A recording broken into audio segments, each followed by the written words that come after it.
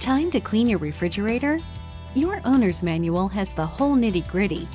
But for the most part, soap, water, and a soft cloth will get the job done. For tougher dirt on the interior and door liners, you can use 2 tablespoons of baking soda mixed with 1 quart of warm water.